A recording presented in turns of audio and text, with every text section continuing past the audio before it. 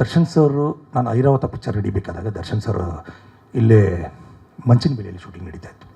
ಒಂದು ಸಲ ಹೋದೆ. ನನಗೆ ಆವಾಗಲೇ ನನ್ನ ಅದು 2015 ಆವಾಗ ಒಂದು 5 ಕೋಟಿವರೆಗೂ ಇತ್ತು ಸಾಲ ನನಗೆ.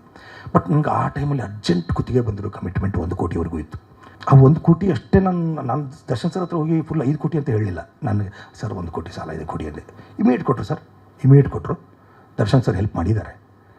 ಆದರೆ ಮತ್ತೆ ಹಿಡಿದಿದೆ. ನಾನು ಬಿಸ್ನೆಸ್ ಮಾಡೋಕ್ಕಂತ ಹೋದೆ, ನಾನು ಹಿಡಿದಿದೆ. ಅದು ನನ್ನ ಸ್ವಯಂಕೃತ ಅಪರಾಧಗಳು. ನಾನೇನು ಒಳ್ಳೆ ಆಚಾರ ಅಲ್ಲ ಸರ್. ನಾನೇನೋ ದುಡಿಬೇಕು ಮಾಡಬೇಕು ಅಂತ ಹೋದೆ, ತಪ್ಪು ಮಾಡಿದ್ದೀನಿ.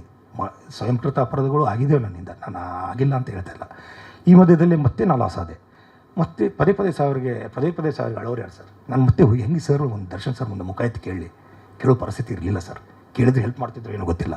ನಾನು ಹೋಗಲಿಲ್ಲ ಸರ್. ಇವತ್ತು ಯಾವ ದೇವ್ರ ಮುಟ್ಟಿ ಹೇಳಿ ಅಂದರೂ ಹೇಳ್ತೀನಿ ಸರ್, ನನ್ನ ದರ್ಶನ್ ಸರ್ಗೆ ನಾನು ಹೊರಗೆ ಹೋಗೋ ವಿಷಯನೇ ಗೊತ್ತಿಲ್ಲ. ಹೊರಗಡೆ ಹೋಗೋ ವಿಷಯನೇ ಗೊತ್ತಿಲ್ಲ ಸರ್. ನಾನೇ ಹೋಗಿದ್ದು ಅಷ್ಟೇ. ಸಾಯ್ಬೇಕಂತ ಹೋದವನು ಅಂತ ಹೇಳಿದ್ನಲ್ಲ ಸರ್. ನಾನು ಎಲ್ಲಿದ್ದೀನಿ ಅಂತಲೂ ಗೊತ್ತಿಲ್ಲ. ಅವ್ರದ್ದು ಎಲ್ಲ ಇವತ್ತಿನವರೆಗೂ ಸರ್ ನನ್ನ ಬಗ್ಗೆ ಏನೇನೋ ಅಪವಾದಗಳು ಬಂದಿದ್ದಾರೆ.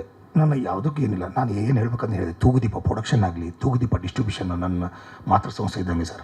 ನಾನು ಚೆನ್ನಾಗಿ ನೋಡ್ಕೊಂಡಿದ್ದಾರೆ. ಅಲ್ಲಿಂದ ಅನ್ನ ಹೊಂದಿದ್ದೀನಿ. ಅಲ್ಲಿಂದ ಸ್ವಲ್ಪ ನಾನು 4 ಜನರ ಪರಿಚಯನೂ ಆಗಿದ್ದೀನಿ, ಹೆಸರು ತೊಗೊಂಡಿದ್ದೀನಿ. ಅದಕ್ಕೆ ನಾನು ಎಂದೂ ಅನ್ಯಾಯ ಮಾಡಿಲ್ಲ ಸರ್.